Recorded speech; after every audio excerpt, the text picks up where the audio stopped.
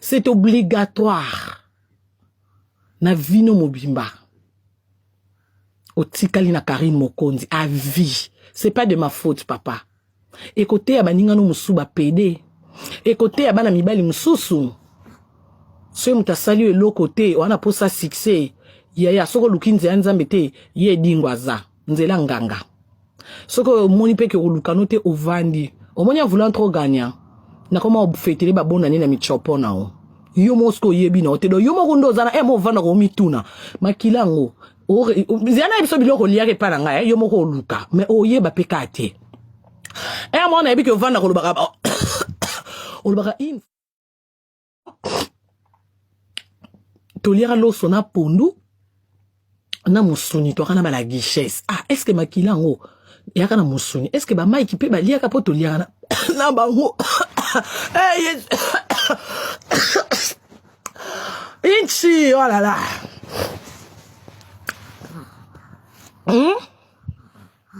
Nabi ko se posa ba question une fois. Na lira pondu, na loso, na musuni. Mais wana yo mosko na makanisi no obi mais na liaka nga motin. Na ko me la mai sima na sisa na na fi o. Wana yo moko lobi na liaka nga motin, na liaka ngo na ba président Mike. C'est que ba on peut ba lire makila. Te ba on ba lire te era. Na bi ko mi pose la question na mutema na répondre ba on ba lire te. Wana mi poser sous question. Deuxième fois, yaka na batongo ertoye, tolie kwaker. Na batongo. Toyaka, toliaka kwaker. Soit chela nga makila na kwaker na ngena mona keza rouge. Est-ce que na liaka na kwaker? Wana peka ba question. Te! Oyebi na mukolo senga nga to sa base. Koluka succès. Oyo sengi nga Karine to sa base to ning sa Zaire. Karine yo so mutalobe za mobali no fula maka. Pona tuno no bi yo ba komo bengo dadi nga ba benga nga mami. Ba shino ba komo tuna nga mami. Yango yo obimaka na garso wana nga bi problème nini yo zana makambo lo bana batu o te bon moi luketo ngo wangange lo bana président Tony o che moi luketo lo wangango lingi senti ba pesa ensemble la trailing o la to como senga na lipapa na tunyo lipapa na lipapa te onde na la ti ba trailing na mo kasa na bi papa même Mike yo zo no bo ke na voiture bo kende tala garçon yo kasi yo ne loko osopanga na nini. Papa nga banda kuna nyo sana zora banda na banda zo banda na kini batinso baby na zora toujours deux chambres banda na kini tina obo ko la micro ape o ya gratte mo na zora toujours ba deux chambres po na bika na mutu abatu mutu akoko ya pe pa na RL ki azanga place sola la te wana ngati Karine Mokonzi la baronne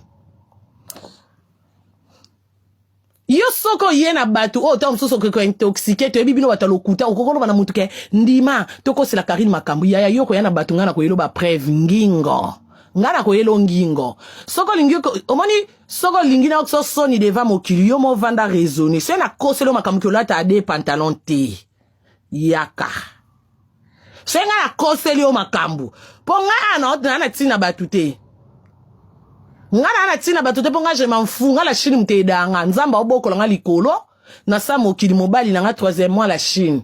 Donc je m'embala reste na lukela bat makambu tenga so lukinga ndo kutena nga penga na yaka mobimba soki kaka yo ze lombe mambo na obina koselio era sa live lelo lobi le 15 te le 16 pt na oloba mokili mombe yo kanga le 15 te le 16 te le 14 lelo avato koma minuit era sa la live soko sa live te sa ta video ya mukie lobaka ke Karine okosi na ata de pantalon te nga na selo live te no yaka na video mba na epe na photo no koto lati na video koto lati pantalon na live na déposer wana comme ça bato baotala nanya kosi na lobi vérité nga kosa na ngati na ba chinois na ba yebi na kosa te na zwa vi po na loba vérité nga ba chinois ba kabela nga so na zangi na sengi na nga na iba te na kosa te yaya na masumu ebele na koma ngo banga masumu yo laksanga sko ki mobile no po yo ba ki ozana mambo ebele ko loba me o se ressaisir nga sko na eko aider yo po o se ressaisir te